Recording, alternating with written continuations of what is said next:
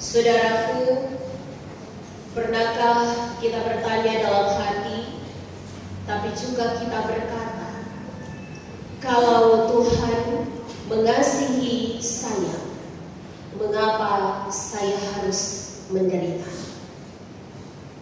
Kalau Tuhan mengasihi saya, kiapa susah sekali kita mau dapat kerja.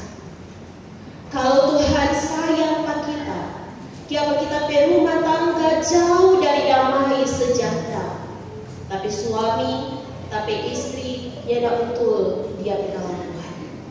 Kalau Tuhan mengasihi saya, mengapa anak saya tidak patuh dan hormat? Mengapa kami jauh dari yang namanya kesuksesan, keberhasilan? Kalau benar Tuhan mengasihi saya. Jemaat, firman Tuhan saat ini adalah kisah tentang kehidupan jemaat di Tesalonika yang juga hidup mereka menderita. Saudara, oleh sahabat keluarga mereka, orang-orang Yahudi yang ada di Tesalonika, tapi juga oleh pemerintah Kekaisaran Romawi, orang Kristen dicemooh.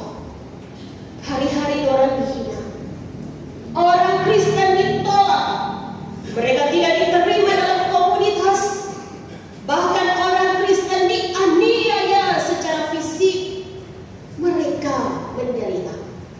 Tetapi apa yang kita lihat dalam firman Tuhan di ayat 3, justru Rasul Paulus bersama dengan Silvanus dan Timotius di ayat 1 pasal 1 ini, mereka memuji jemaat di Tesalonika. Kiapa Rasul Paulus sebagai bapa rohani memuji jemaat di Tesalonika? Dikatakan kami wajib selalu mengucap syukur kepada Allah karena kamu, saudara-saudara. Saudaraku, yang Rasul Paulus saksikan yang pertama adalah karena ternyata penderitaan yang dialami tidak menghambat pertumbuhan iman jemaat. Seperti tema perenungan bahwa iman jemaat di Tesalonika makin bertambah. Saudara, dia bahasa asli makin bertambah adalah hiperauxane. Orang biasa dengar kata hiper, berarti talebe. Hiperauxane artinya meningkat pesat. Semakin ditindas, semakin merambat, mereka dianiaya, justru iman mereka semakin bertambah, semakin pesat. Nyanda kurang, nyanda lemah oleh karena penderitaan ini. Tetapi juga dikatakan di ayat 3 bahwa kasih mereka semakin kuat. Saudara, bahasa asli Alkitab Yunani makin kuat adalah pleonase, yang artinya berlimpah-limpah. Kalau orangnya isi gelas, satu gelas, berlimpah artinya tak buang-buang, melampaui batas. Mereka susah, orang baku sayang sebagai sesama orang Kristen. Tetapi justru bukan cuma di kalangan Kristen, mereka mengasihi musuh, orang yang mencemooh, orang yang menolak, orang yang menganiaya. Jemaat Tesalonika justru mengasihi musuh-musuh mereka. Saudaraku, mengapa Rasul Paulus memuji jemaat di Tesalonika? Yang pertama, karena penderitaan tidak menghambat iman dan kasih mereka. Yang kedua, mengapa jemaat di Tesalonika dipuji? Karena mereka meyakini Tuhan yang mereka sembah adalah Tuhan yang adil. Di ayat 5 sampai ayat 10 dijelaskan bahwa Tuhan akan membalas, Tuhan akan menghakimi, Tuhan akan menghukum setiap orang yang menindas orang yang mengasihi Tuhan. Kadang sebagai manusia, saudara, Orang ingin langsung balas kejahatan dengan kejahatan. Orang ingin bikin lebih jahat dari yang dia dah bikin orang. Tapi hari ini kebenaran firman mengingatkan orang bahwa hakim yang adil itu Tuhan. Waktu Tuhan bukan orang waktu. Maka kalau dia bertindak, maka caranya selalu tepat dan tidak pernah gagal. Itulah mengapa Rasul Paulus menguji jemaat di Tesalonika. Yang ketiga, saudaraku, mengapa mereka dipuji adalah karena di tengah penderitaan jemaat tetap berdoa. Mereka tetap fokus pada tujuan hidup mereka. Ayat 11 dan ayat 12. Saat itu, saudaraku, ada golongan yang percaya bahwa mereka sudah berada di akhir zaman, bahwa Yesus somo datang, somo kiamat, dan efeknya adalah ada golongan yang sudah mau bekerja. Mereka tidak lagi bekerja, mereka tidak lagi mau berusaha hidup. Tapi hari ini kebenaran firman Mose ingat orang jemaat demi melahirai tapi juga tamu yang hadir.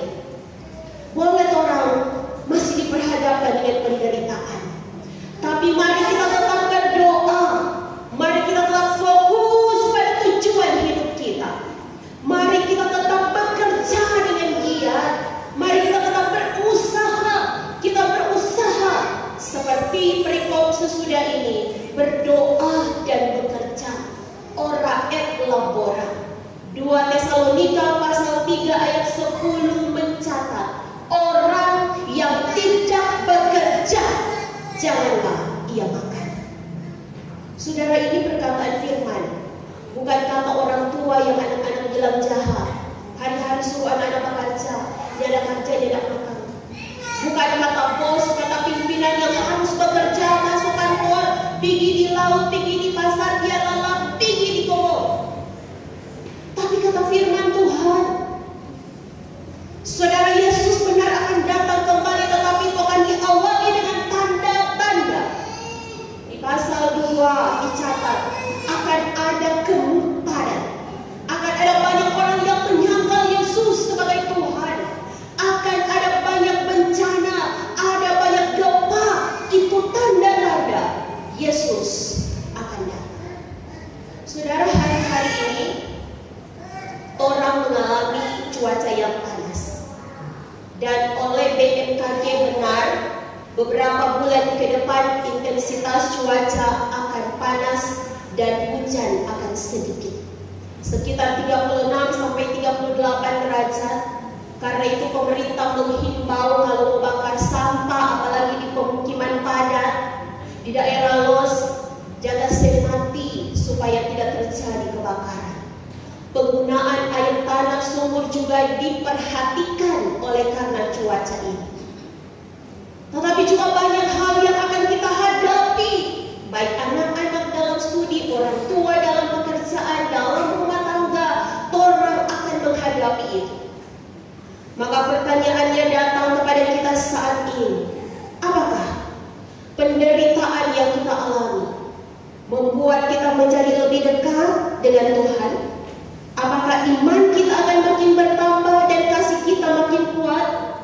Ataukah penderitaan yang kita alami membuat kita semakin jauh dari Tuhan, tidak punya waktu untuk beribadah, lalu iman kita semakin lemah dan hidup kita diisi dengan keluhan demi keluhan?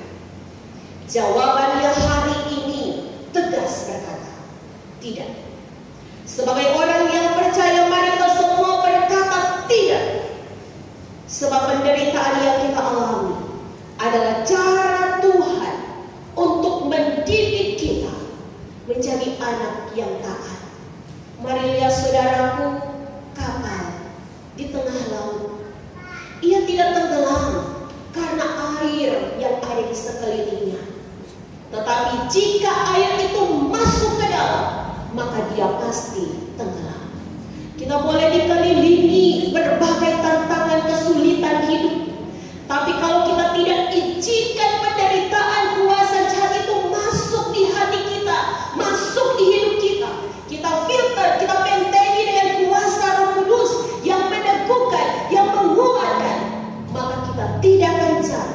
kita tidak akan tenggelam, tetapi justru tetap eksis, tetap kuat di dalam Tuhan.